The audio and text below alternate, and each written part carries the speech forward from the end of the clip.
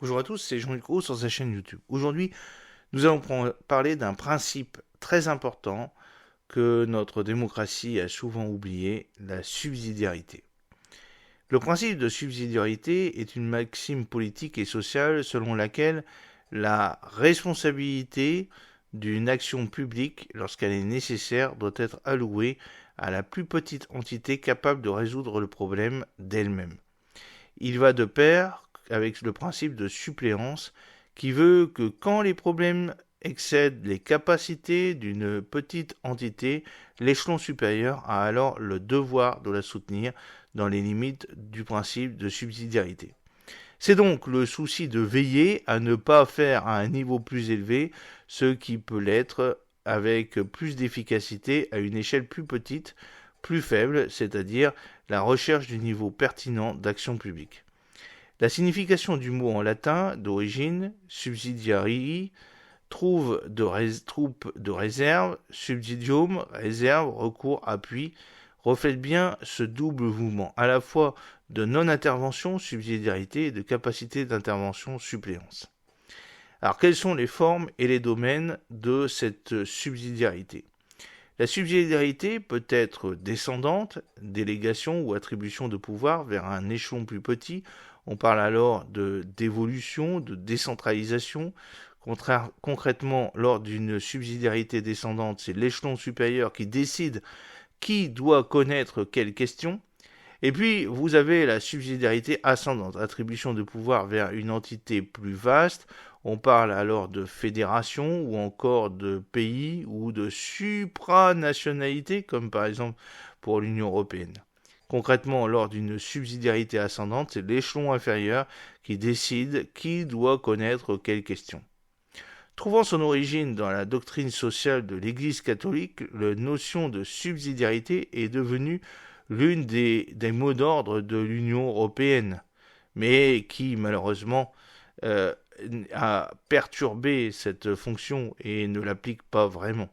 Ce principe de subsidiarité est clairement inscrit tant dans le droit que dans le discours européen. La mise en application et le contrôle de la mise en œuvre de ce principe de subsidiarité sont en revanche des questions légitimes et ouvertes à ce jour et qui, en fait compte, est mal perçue et surtout est mal appliquée puisqu'en réalité, l'Union européenne fait l'inverse de la réalisation de ce principe. Alors, quelle est l'apparition de cette idée ? On peut considérer le philosophe Johannes Altissimus comme Altisius à l'origine du principe de subsidiarité. Dans son ouvrage de 1603, Politica, Meduci digesta et explicis sacris et profanis illustrata, qui in fine adjuga est oriato pane Syria, il souligne la nécessité d'autonomie des collectivités de base vis-à-vis des pouvoirs centraux. Certaines expériences de l'époque moderne, comme par exemple les provinces de l'Union dans le sud de la France du temps des guerres de religion, peuvent être qualifiées de tentatives d'application du principe de subsidiarité. Dans le droit canon, pour l'Église catholique, le principe de subsidiarité a été repris du droit canonique. On trouve déjà cette notion dans les pensées de Thomas d'Aquin, mais il a été formulé pour la première fois par le pape Léon XIII dans l'encyclique Rerum Novarum, première formalisation de la doctrine sociale de l'Église catholique. Celle-ci avait été rendue nécessaire par les abus de la révolution industrielle et les conséquences de la société civile. Ce principe, dit aussi principe d'aide, énonce que c'est une erreur morale et de charité que de laisser faire par un niveau supérieur social trop élevé ce qui peut être fait par le niveau social le plus bas, car on le priverait de tout ce qu'il peut faire.